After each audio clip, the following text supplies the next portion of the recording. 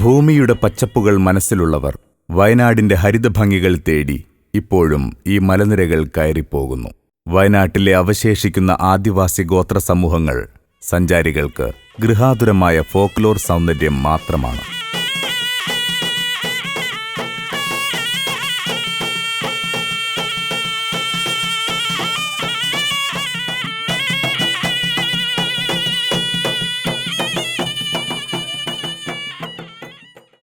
Tourism ഭൂപടത്തിൽ കേരളത്തിന്റെ വിപണിമൂല്യം നിശ്ചയിക്കുന്ന ഈ മണ്ണും മനുഷ്യരും ജീവൻ നിലനിർത്താൻ നടത്തുന്ന ദുരിതയജ്ഞങ്ങൾ വിവരണാതീതമാണ്.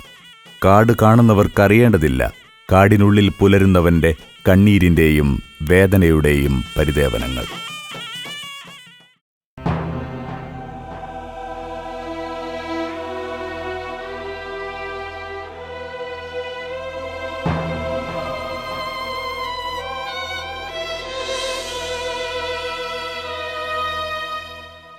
സിക്കിൾ സെൽ അനീമിയ അഥവാ അരിവാൾ കോശരോഗം എന്ന ജനിതക വൈകല്യം വയനാട്ടിലെ ഗോത്ര സമൂഹങ്ങൾക്കിടയിൽ മരണവാറണ്ടായി കൊടുങ്കാറ്റ് വിതയ്ക്കുന്നു.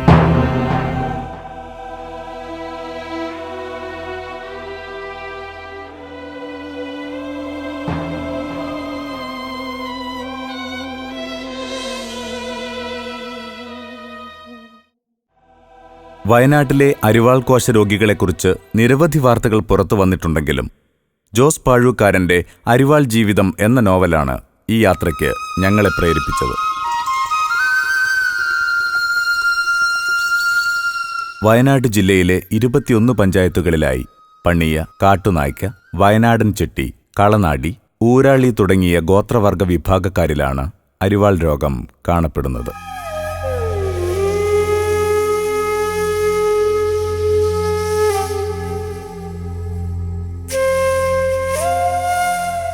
മൂവായിരത്തോളം രോഗികളും ഏതാണ്ട് 20,000-ലധികം രോഗവാഹകരും വയനാട്ടിലുണ്ടെന്നാണ് അനൗദ്യോഗിക കണക്കുകൾ.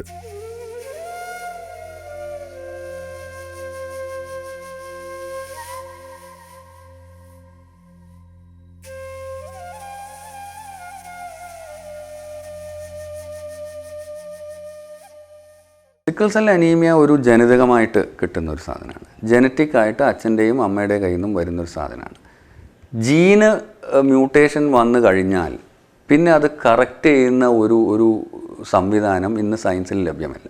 ജീൻ തെറപ്പി പോലുള്ള സാധനങ്ങൾ എക്സ്പെരിമെൻ്റൽ സ്റ്റേജിൽ വേറെ ചില അസുഖങ്ങൾ ട്രൈ ചെയ്യുന്നുണ്ടെങ്കിൽ പോലും ഇപ്പോഴും നമുക്ക് ഫലപ്രദമായിട്ടൊരു ജീൻ തെറപ്പി ഇന്നത്തെ സയൻസ് ലോകത്ത് വന്നിട്ടില്ല. അപ്പോൾ അതുകൊണ്ട് അങ്ങനെ ഒരു ക്യൂർ എന്നുള്ളത് സിക്കിൾ സെൽ അനീമിയയെ സംബന്ധിച്ച് ഇന്നില്ല.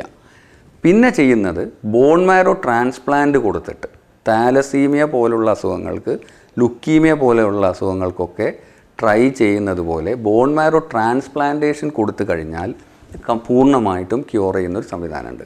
സിക്കിൾ സെൽ അനീമിയയിൽ പക്ഷേ ഇത് അത്രയും വ്യാപകമായി ഉപയോഗിക്കുന്ന ഒരു കാര്യമല്ല. രോഗകാരണം ശാസ്ത്രീയമായി കണ്ടെത്തിയ ആധുനിക വൈദ്യശാസ്ത്രത്തിനു പോലും മറ്റൊരു പരിഹാരമാർഗം ഇനിയും ഉറപ്പു നൽകാനായിട്ടില്ല. 1904 ജെയിംസ് ബ്രയാൻ ഹെറിക് എന്ന അമേരിക്കൻ ഭിഷഗ്വരനാണ് മനുഷ്യ ശരീരത്തിലെ അരിവാൾ രൂപത്തിലുള്ള ചുവന്ന രക്താണുക്കളെ ആദ്യമായി കണ്ടെത്തിയത്. വൈദ്യശാസ്ത്ര വിദ്യാർത്ഥികൾക്കിടയിൽ ഹെറിക് സിൻഡ്രോം എന്ന് വിശേഷിക്കപ്പെട്ട ഈ ജനിതക രോഗം പിന്നീട് സിക്കിൾ സെൽ അനീമിയ അഥവാ അരിവാൾ കോശരോഗം എന്നറിയപ്പെടാൻ തുടങ്ങി. ആഫ്രിക്കയിൽ നിന്ന് കുടിയേറിയ അമേരിക്കക്കാരിലുമാണ് ഈ രോഗം പ്രധാനമായും റിപ്പോർട്ട് ചെയ്യപ്പെട്ടത്. അമേരിക്കയിൽ 70,000-നും 100,000-നുമിടയിൽ അരിവാൾ കോശ രോഗികളുണ്ട്. ആശുപത്രികളിൽ ചികിത്സ തേടിയെത്തുന്നവരിൽ 35% സിക്കിൾ സെൽ രോഗികളാണെന്ന് അമേരിക്കൻ മെഡിക്കൽ അസോസിയേഷൻ വ്യക്തമാക്കുന്നു. മറ്റു രോഗികളെക്കാൾ വളരെ കൂടുതലാണിത്. എന്നാൽ ഇന്ത്യയിലെ അരിവാൾ കോശ രോഗികൾക്ക് മറ്റു രാജ്യങ്ങളിലെ രോഗികളെ അപേക്ഷിച്ച് അതിജീവനശേഷി കൂടുതലാണ്.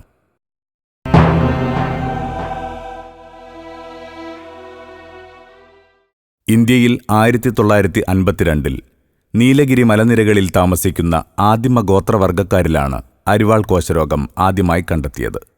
ഗോത്രവർഗ വിഭാഗങ്ങൾ കൂടുതലും അധിവസിക്കുന്ന മധ്യപ്രദേശ്, ഛത്തീസ്ഗഡ് മേഖലകളിലാണ് ഇതിൽ ഭൂരിഭാഗവും.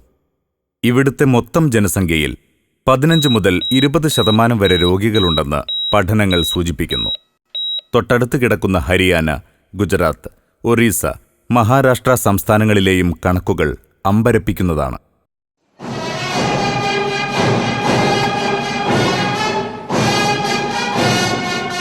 2010 നവംബറിൽ റായ്പൂരിൽ ചേർന്ന 4ാമത് അന്താരാഷ്ട്ര സിക്കിൾ സെൽ കോൺഗ്രസ് ഈ വിഷയത്തിൽ നിർണായകമായ ചില നിരീക്ഷണങ്ങൾ നടത്തിയിരുന്നു. What is the professionally accepted treatment? Doctors can provide treatment that help prevent complication from the disease through folic acid, a vitamin that help the body produce new red blood cell, is often presented for teams with the sickle cell anemia.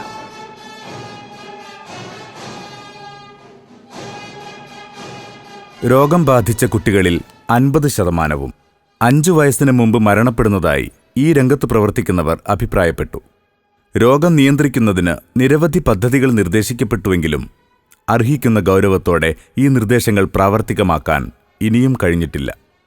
No cure for sickle cell anemia now at this time. In the past 3 decades, the life expectancy of the people with sickle cell anemia has increased. It seems many patients with sickle cell anemia now live in their mid-40s and beyond. കേരളത്തിൽ വയനാട് ജില്ലയിലും അട്ടപ്പാടിയിലുമാണ് അരിവാൾ കോശരോഗികളെ കണ്ടുവരുന്നത്. വയനാട് ജില്ലയിലുള്ള നൂറ്റാണ്ടുകളായി അവിടെ താമസിക്കുന്ന മുക്കാൽ ഗോത്രവർഗ്ഗങ്ങളിലും ഈ സിക്കിൾ സെൽ അനീമിയ ഉണ്ട്. ഇപ്പം നമുക്കെടുക്കാം, കുറുമർക്കുണ്ട്, അടിയർക്കുണ്ട്, പണിയുണ്ട്, ചെട്ടിമാർക്ക് പോലും 3 നൂറ്റാണ്ടോളം വയനാടുണ്ടെന്ന് പറയുന്ന ചെട്ടിമാർ ഇന്ന് സർക്കാർ ഇതിൽ ആദിവാസികളല്ലെങ്കിൽ പോലും ചെട്ടി സമൂഹത്തിലും വന്നിട്ടുണ്ട്. ആകെ ഈ ആദിവാസി കാറ്റഗറിയിൽ അവിടെ കാറ്റഗറൈസ് ചെയ്തത് ഈ ജീന് കാണാത്തത് കുറിച്യർ എന്ന് പറഞ്ഞിട്ടുള്ള ഒരു സമുദായത്തിലാണ്. കടുത്ത ശരീരവേദനയുൾപ്പെടെ മഞ്ഞപ്പിത്തത്തിന് സമാനമായ രോഗലക്ഷണങ്ങളോടെ പതിറ്റാണ്ടുകൾക്ക് മുമ്പ് തന്നെ രോഗം ഈ മേഖലകളിലുണ്ടായിരുന്നതായി സ്ഥിരീകരിച്ചിട്ടുണ്ട്. എന്നാൽ 80കൾക്ക് ശേഷം ഓൾ ഇന്ത്യ മെഡിക്കൽ സയൻസിന്റെ നേതൃത്വത്തിൽ കോളനികൾ സന്ദർശിച്ച് നടത്തിയ വിശദമായ പഠനത്തിലാണ് രോഗം ശാസ്ത്രീയമായി സ്ഥിരീകരിക്കാനായത്. പ്രത്യേകിച്ച് ഇതൊരു അൽവാൽ രോഗമാണ് എന്നുള്ളത് മനസ്സിലാക്കിയിരുന്നില്ല. പിന്നെ വീണ്ടും രോഗികൾ ഇതേപോലത്തെ സ്വഭാവമുള്ള ഇതേപോലത്തെ രോഗലക്ഷണങ്ങളുള്ളവർ വന്നപ്പോഴാണ് ഇങ്ങനൊരു സാധ്യതയെപ്പറ്റി, അന്ന് നമ്മുടെ അറിവിൽ ഈ സിക്കിൾ സെൽ അനീമിയ എന്ന് പറയുന്നത് ആഫ്രിക്കയിലും മറ്റൊക്കെ ഉള്ള അസുഖങ്ങൾ മാത്രമായിരുന്നു. അപ്പോൾ ഇന്ത്യയിൽ തന്നെ, നോർത്ത് ഇന്ത്യയിൽ ഡിസ്ക്രൈബ് ആണെങ്കിലും കേരളത്തിൽ ഒട്ടും തന്നെ ഇത് അറിഞ്ഞിരുന്ന അസുഖമല്ല. അങ്ങനെ പെത്തോളജി വിഭാഗവുമായിട്ട് ബന്ധപ്പെട്ട് നോക്കി ഈ സാധ്യതകൾ ആരാഞ്ഞുകൊണ്ട് അതിൻ്റെ ഇൻവെസ്റ്റിഗേഷൻസ് ചെയ്ത് തുടങ്ങിയപ്പോഴാണ് വയനാട്ടിലെ ആദിവാസികൾക്കും ഇങ്ങനെ ഒരു അസുഖമുണ്ട് എന്ന് മനസ്സിലാക്കുന്നത്. 74,751 പേരിൽ വിശദമായി നടത്തിയ പരിശോധനയിൽ നിന്ന് 1378 പേരും രോഗബാധിതരാണെന്ന് കണ്ടെത്തി. ഇതേ തുടർന്ന് all India medical science national rural health മിഷനുമായി സഹകരിച്ച് വർഷങ്ങൾ നീണ്ടുനിൽക്കുന്ന രോഗനിയന്ത്രണ ബോധവൽക്കരണ പരിപാടികൾക്ക് തുടക്കം കുറിച്ചു. ജില്ലാ ആശുപത്രി, പ്രാഥമികാരോഗ്യ കേന്ദ്രങ്ങൾ എന്നിവ കേന്ദ്രീകരിച്ച് കോഴിക്കോട് മെഡിക്കൽ കോളേജിന് കീഴിലാണ് പദ്ധതി നടപ്പിലാക്കിയത്. കൃപാധാമമേ ബുദ്ധ, കാണുവാനൊട്ടും വയ്യ പ്രഭാതീരവും എന്നെ തെളിച്ച പുൽപ്പാതയും. കൃപാധാമമേ ബുദ്ധ, കാണുവാനൊട്ടും വയ്യ. ഊമയും ബധിരയുമാണ് ഈ പെൺകുട്ടി. പഠനത്തോടൊപ്പം നൃത്തത്തിലും അഭിരുചിയുണ്ടായിരുന്നു ഈ 19കാരിക്ക്.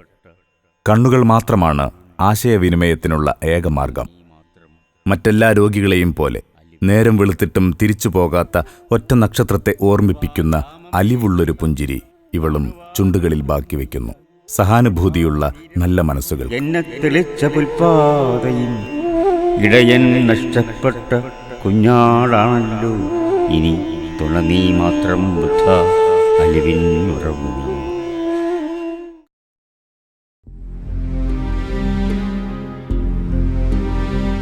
നട്ടെല്ലിന്റെ അടിഭാഗത്തു നിന്ന് തുടങ്ങി ദേഹം മുഴുവൻ വ്യാപിക്കുന്ന കഠിനവേദനയും തളർച്ചയുമാണ് ഈ രോഗികളുടെ ജീവിതം ഇത്രമേൽ ദുസ്സഹമാക്കുന്നത്.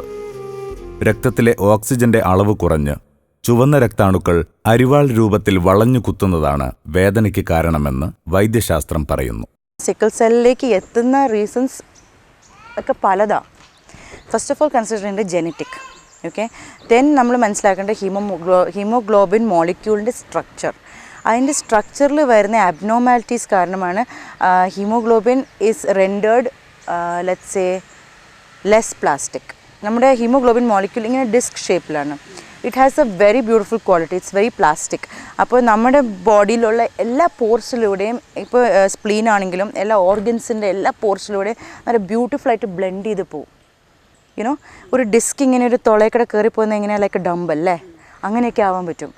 ബട്ട് ഈ പ്ലാസ്റ്റിസിറ്റി നഷ്ടപ്പെടുകയാണ് genetically. What happens is chromosome 11, okay, chromosome 11 ഒരു മ്യൂട്ടേഷൻ സംഭവിക്കുക. Let's say some environmental factor, നമുക്ക് എന്തെന്നറിയില്ല. That is a copy. നമ്മളൊക്കെ ഒരു സെല്ലിൽ നിന്ന് ഉണ്ടാവുന്നതാണ്. ഓക്കെ, വൺ സിംഗിൾ സെൽ മൾട്ടിപ്പിളായിട്ട് ഇങ്ങനെ ഡിവൈഡ് ചെയ്തുണ്ടാവുന്നതാണ്. സോ വാട്ട് ഹാപ്പൻസ് ഇസ് ആ ഒരു faulty cell is being copied. Okay, it's being copied. അപ്പോൾ എന്താ ചെയ്യുക, throughout your life you have that faulty haemoglobin.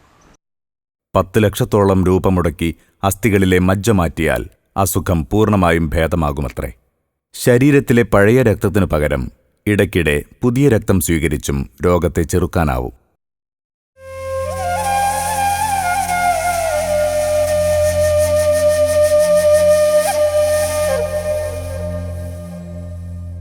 കാടുപോലും അന്യം നിന്നുപോയ പതിത പാവങ്ങൾക്ക് സ്വപ്നം കാണാനാവില്ലല്ലോ ഈ പരിഹാരങ്ങൾ.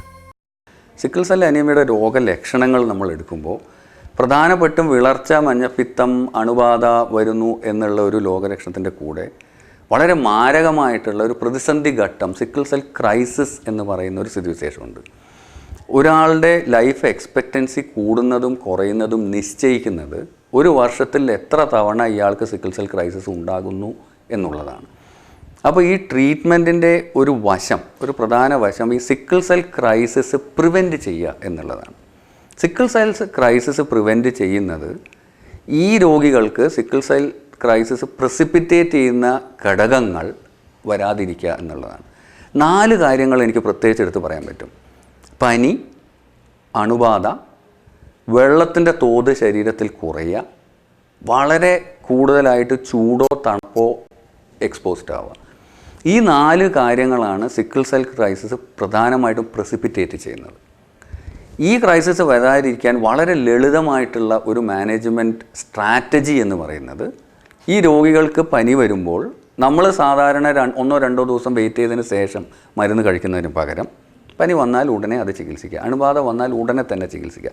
അപ്പോൾ അതിൽ നിന്ന് എന്താണ് നമുക്ക് മനസ്സിലാവുന്നത്, ഹെൽത്ത് സെൻറ്റേഴ്സിൻ്റെ ആക്സസ് ഈ രോഗികൾക്ക് എത്ര കണ്ട് കൂടുന്നുവോ അത്രയും ചികിത്സ അവർക്ക് എത്തിക്കാൻ സാധിക്കുകയും അതിലൂടെ സിക്കിൾ സെൽ ക്രൈസിസ് മാനേജ് ചെയ്യുകയും ഇവിടെ ലൈഫ് എക്സ്പെക്റ്റൻസി കൂട്ടുകയും ചെയ്യുക എന്നുള്ളതാണ്. എല്ലാ ഹെൽത്ത് സെൻ്ററിലും ഈ ഫോളിക് ആസിഡ്, ഹൈഡ്രോക്സിക്യൂറിയ എന്ന് പറയുന്ന 2 ഗുളികകൾ കൊടുക്കും. അതാണ് ഇതിനെ കൊടുക്കുന്നത്.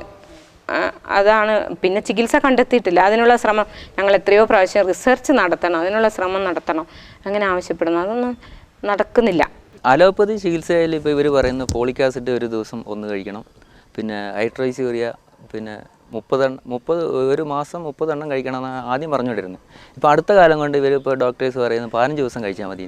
അപ്പോൾ ഞാൻ ഇപ്പോൾ അടുത്ത ഒരു മാസം മുന്നേ കുറച്ച് അസുഖം കൂടുതലായിട്ട് മെഡിക്കൽ കോളേജ് അഡ്മിറ്റായ സമയത്ത് അവിടുന്ന് പറയുന്ന ഒരു ഡോക്ടർ 100 mg ഗുളിക മാത്രമേ ഒരു ദിവസം കഴിക്കാൻ പാടുള്ളൂ.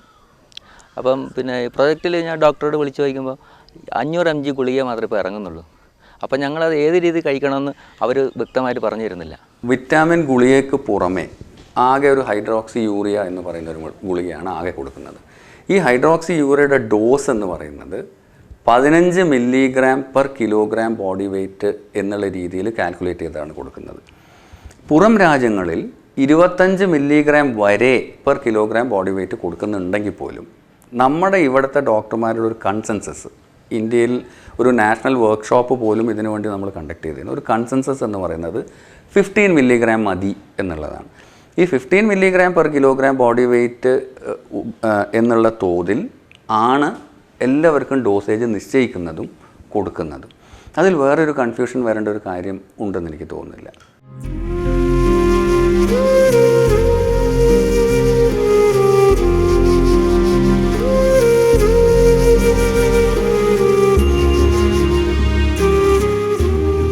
ഇനിയും ഒരിക്കലും എണ്ണ വറ്റിയിട്ടില്ലാത്ത തിരുനാളം പോലെ ഈ കുഞ്ഞുങ്ങൾ നമുക്ക് മുന്നിൽ കുസൃതിയുടെയും കുട്ടിത്തത്തിൻ്റെയും പുഞ്ചിരിക്കുരുന്നുകളാവും.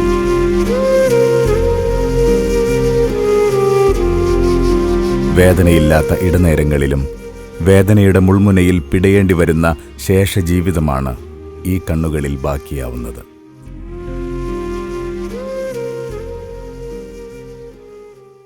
വെയിലും മഴയും വകവയ്ക്കാത്ത കുട്ടിക്കുറുമ്പുകൾക്ക് പകരം രോഗശയ്യയിലെ നിരാലംബമായ മരണപ്പിടച്ചിലുകളായി ഈ കുരുന്നുബാല്യങ്ങൾ അകാലത്തിൽ കൊഴിഞ്ഞുതീരുന്നു.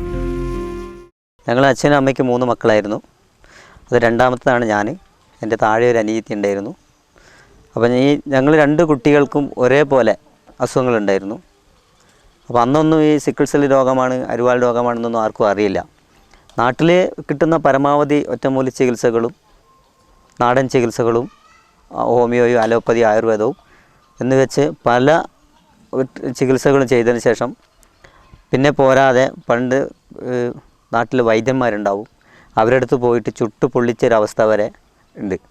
എൻ്റെ ഈ നെറുകയിലൊക്കെയാണ് ഈ സൂചി എന്ന് പറഞ്ഞൊരു സാധനം പഴിപ്പിച്ചിട്ട് ഇവിടെ വയ്ക്കും.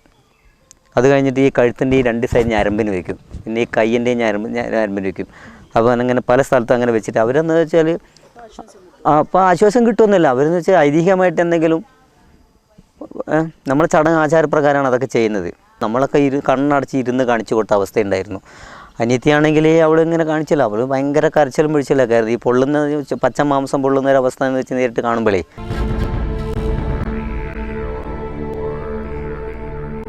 ദുർമന്ത്രവാദവും പ്രാകൃതമായ ഗോത്രാചാരങ്ങളും മാത്രമായിരുന്നു ആദ്യകാലത്തെ ചികിത്സകൾ. തങ്ങളെ ബാധിച്ച മാരകരോഗത്തെ തിരിച്ചറിയുന്നതിന് മുമ്പ് അവരിൽ പലരും മണ്ണോട് ചേർന്നു. അവശേഷിച്ചവർ ഫലപ്രദമായ ചികിത്സകൾ തേടി കയറിയിറങ്ങാത്ത വാതിലുകളില്ല. വൈദ്യശാസ്ത്രത്തിൻ്റെ സാങ്കേതിക ന്യായങ്ങൾ മനസ്സിലാവില്ല അക്ഷരജ്ഞാനമില്ലാത്ത ഈ പാവങ്ങൾക്ക്.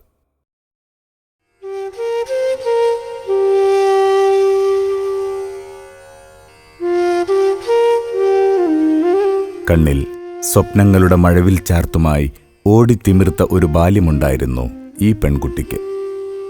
8-ാം വയസ്സിൽ ശരീരത്തിലെ രക്തകോശങ്ങൾ അരിവാൾ രൂപത്തിൽ വളഞ്ഞുകുത്തി അവളെ തളർത്തിക്കളയുന്നതുവരെ. മാതമംഗലം നായ്ക്കട്ടി കുറുമ കോളനിയിലെ ഓമന അന്നുമുതൽ തൻ്റെ സ്വപ്നങ്ങളെ പരിമിതപ്പെടുത്തി. ഒരു ദിവസമെങ്കിലും പരസഹായമില്ലാതെ നീണ്ടു നിവർന്നൊന്ന് കിടക്കാനാവണം. ഒറ്റ നിൽപ്പിൽ നിന്നു തീർക്കുന്ന രാപ്പകലുകളിൽ കാല് കഴിക്കുമ്പോൾ ഒന്നിരിക്കാനാവണം.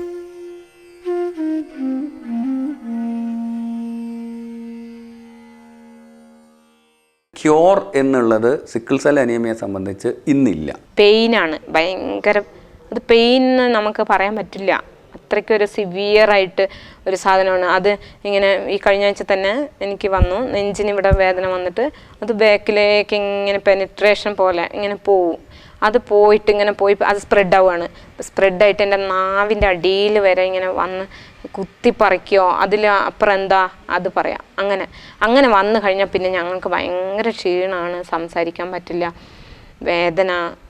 ഇങ്ങനെ ആകുമ്പോഴാണ് അഡ്മിറ്റ് ചെയ്യപ്പെടുന്ന ഒരു രോഗി. അലോപ്പതിയിൽ തോറ്റുമടങ്ങിയവർ ആയുർവേദത്തിലും പ്രകൃതി ചികിത്സയിലും അഭയം തേടുന്നു. ആർക്കും ഉറപ്പു തരാനാകാത്ത രോഗവിമുക്തി തേടിയല്ല, രോഗപീഠകൾ അല്പമൊന്ന് കുറഞ്ഞു കിട്ടാൻ, ചുഴറ്റിപ്പിടിക്കുന്ന വേദനയിൽ നിന്ന് അല്പനേരത്തേക്ക് ഒരാശ്വാസം.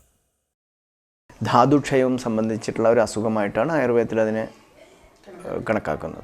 സാധാരണ നമ്മൾ രസായന ചികിത്സയാണ് പ്രാധാന്യം കൊടുക്കുന്നത്. രസായനം എന്ന് പറയുന്നത് ബോഡി ടിഷ്യൂ ബിൽഡിംഗ് ആയിട്ടുള്ള ചികിത്സകളാണ് സാധാരണ കൊടുക്കുക. അപ്പോൾ എത്രത്തോളം ടിഷ്യൂ ഡീജനറേഷൻ ശരീരത്തിൽ സംഭവിക്കുന്നോ അതിനെ ജനറേറ്റ് ചെയ്ത് കൊണ്ടുവന്നിട്ട് ഈ സിക്കിൾ സെൽ അനീമിയയ്ക്ക് കുറച്ച് കൂടെ ആ ഒരു ജീവിതത്തിനെ കുറച്ചും കൂടി സുഖകരമാക്കാനുള്ള ചികിത്സയാണ് സാധാരണ ആയുർവേദത്തിൽ കൊടുക്കുക. ആയുർവേദം മാത്രമാണ് കഴിച്ചിട്ടുള്ളത് 96 മുതൽ 97 മുതൽ ഇന്ന് വരെ. ഞാൻ ഒരു ഹോസ്പിറ്റലിൽ അഡ്മിറ്റഡ് ആയിട്ടില്ല. ഇനി ആവില്ലെന്ന് എനിക്ക് പറയാൻ പറ്റില്ല, കാരണം അസുഖം ഇതാണ്. ഇത്രയും കൊല്ലമായിട്ട് നമ്മുടെ നാട്ടിൽ യൂസ് ചെയ്ത് തരുന്ന ആയുർവേദമാണ്. അവർക്ക് കോംപ്ലൈൻ്റ് ആയുർവേദമാണ്. അവർക്ക് എന്തെങ്കിലും രീതിയിൽ ശാന്തി കിട്ടുകയാണെങ്കിൽ ലെറ്റ് ഇറ്റ് ബി. ആയുർവേദം ഡോക്ടറായിട്ട് ഞാൻ സംസാരിച്ചിട്ടുണ്ടെന്ന് കൽപ്പറ്റയിൽ so he is guaranteeing that ഈ സിക്കിളുകാരുടെ വേദന കുറയും. കഴിഞ്ഞ ഒരു 8-10 വർഷമായിട്ട് ചികിത്സിക്കുന്ന രോഗികളുണ്ട്. അവർക്ക് പ്രീവിയസ്ലി എന്താണെന്ന് വെച്ചാൽ ഇവർ ക്രൈസിസ് വന്നിട്ട് ഓരോ ആഴ്ചയും അലോപ്പതി ഹോസ്പിറ്റലിൽ പോയി കിടന്ന് ഭയങ്കര വേദന അനുഭവിച്ച് ഇഞ്ചക്ഷൻസും മറ്റു കാര്യങ്ങളൊക്കെ ചെയ്ത് സഫർ ചെയ്ത് റെക്കറൻ്റായിട്ട് വരുന്നതുകൊണ്ട് പിന്നെയാണ് ആയുർവേദത്തിലേക്ക് ഷിഫ്റ്റ് ചെയ്തത്. അപ്പം ഞങ്ങളുടെ അടുത്തൊക്കെ വന്നതിന് ശേഷം, എൻ്റെ അടുത്ത് ചികിത്സയ്ക്ക് വന്നതിന് ശേഷം ഈ പല രോഗികൾക്കും ക്രൈസിസ് ഒഴിവാക്കാൻ പറ്റിയിട്ടുണ്ട്. അങ്ങനെ ഒരു അക്യൂട്ട് ക്രൈസിസ് ഇപ്പോൾ വരുന്നേ ഇല്ല പേഷ്യൻറ്റിന്.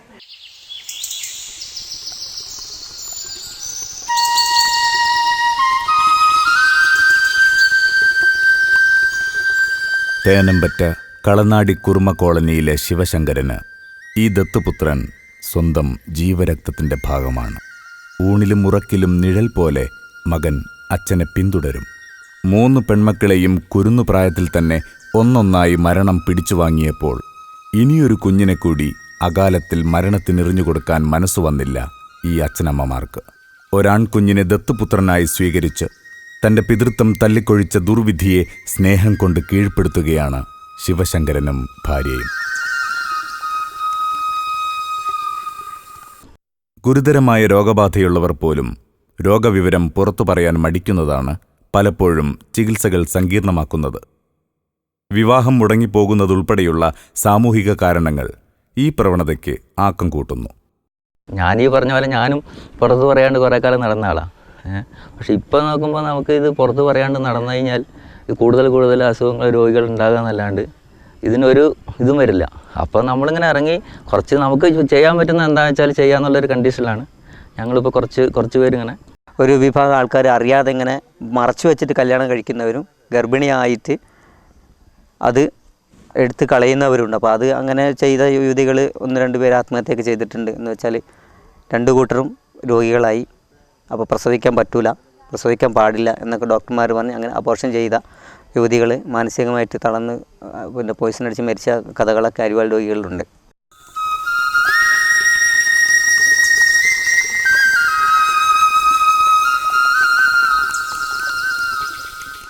വിദ്യാഭ്യാസവും സാമൂഹ്യബോധവുമുള്ള രോഗികളുടെ ഇടപെടലും അരിവാൾ രോഗികളുടെ കൂട്ടായ്മയും ഈ രംഗത്ത് നടത്തുന്ന പ്രവർത്തനങ്ങൾ ശ്ലാഘനീയമാണ്. 2006 ഈ സംഘടന ഫോം ചെയ്യാൻ എടുത്തിട്ടുള്ള റിസ്ക് പറയാൻ പറ്റില്ല. അത്രയ്ക്കും ബുദ്ധിമുട്ടിലാണ് അത് കൊണ്ടുവന്നത്. കാരണം ഒരു രോഗിയും അന്ന് ഇത്ര പോലും പറയില്ല. ഒരു വീട്ടിലിപ്പോൾ സിക്കിൾ സെല്ലിൽ ഒരാൾ രോഗിയുണ്ടെന്ന് പറഞ്ഞാൽ ആ വീട്ടിലെ കല്യാണാലോചനയൊക്കെ വരാൻ പാടാ. രോഗപീഠകൾ ശരീരത്തെ തളർത്തുമ്പോഴും തളരാത്ത ആത്മവിശ്വാസത്തോടെ മറ്റു രോഗികളെ ജീവിതത്തിലേക്ക് തിരിച്ചു കൊണ്ടുവരാൻ ഇവർ രാപ്പകലില്ലാതെ അധ്വാനിക്കുന്നു. അതിജീവനത്തിൻ്റെ പാഠങ്ങൾ മറ്റു രോഗികളുമായി പങ്കുവയ്ക്കുമ്പോഴും ആസന്നമായ മരണഭീതിയോ സമൂഹം തങ്ങളോട് കാണിക്കുന്ന അവജ്ഞയോ അല്ല, അജ്ഞതയിൽ നിന്നുണ്ടാകുന്ന രോഗികളുടെ നിസ്സഹകരണമാണ് ഇവരെ ഭയപ്പെടുത്തുന്നത്. അതുകൊണ്ട് അവളെ നിങ്ങൾ പണിക്ക് വിടണ്ട, അവൾക്ക് വേണ്ട